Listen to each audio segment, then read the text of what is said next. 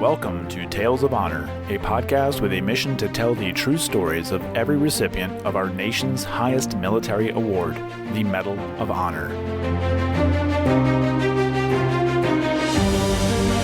Hello, everybody, and welcome to today's episode of Tales of Honor podcast.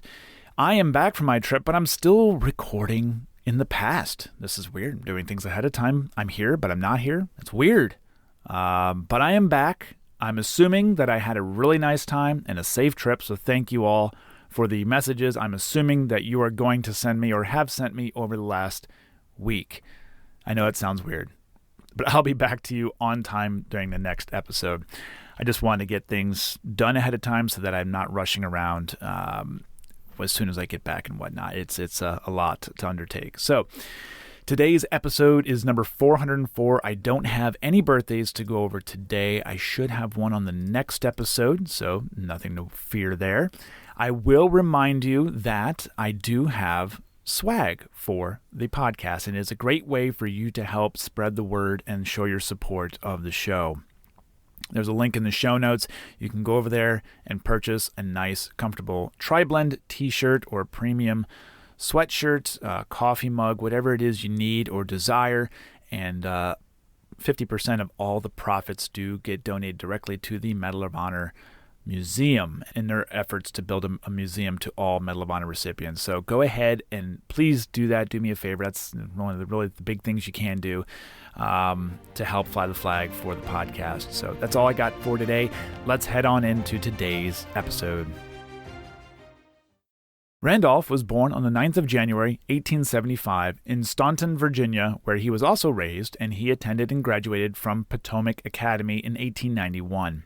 He joined the U.S. Marine Corps in 1898 and was a second lieutenant during the Spanish-American War.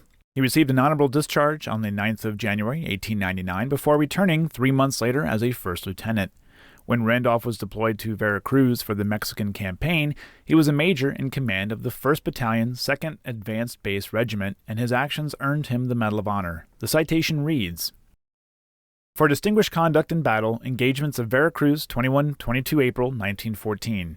Major Berkeley was eminent and conspicuous in command of his battalion, was in the fighting of both days, and exhibited courage and skill in leading his men through action. His cool judgment and courage, and his skill in handling his men in encountering and overcoming the machine gun and rifle fire down Cinco de Mayo and parallel streets account for the small percentage of the losses of Marines under his command." Randolph received the Medal of Honor on the 4th of December, 1915, and he was stationed in Guam in command of the Marine Barracks until November 1917, when he then served at the Marine Barracks in New York City and Charleston, South Carolina, until 1919. He served in various positions in Haiti, New York City, Norfolk, and Quantico before completing the Field Officers Course and studying at the Army War College in 1926. Randolph commanded the 1st Regiment at Quantico for 2 years before commanding the 11th Regiment in Nicaragua, where he received the Navy Cross for his actions with, quote, "important pacification problems in connection with an insurrection in that country." When he retired in January of 1939, he had reached the age of 64, which was the oldest you could be, and had been promoted to the rank of Major General after 41 years of service. Randolph had married twice, first to Carrie, who died giving birth to their son James, and then to Bessie, who gave birth to their son Randolph Jr.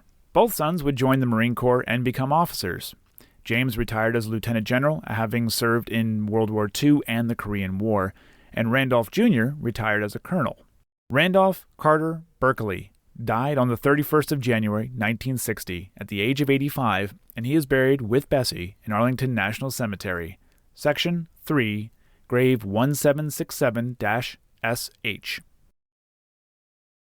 And that was a tale of honor. Thank you for listening to Tales of Honor, and if you enjoyed the show, please be sure to subscribe and tell your friends and family.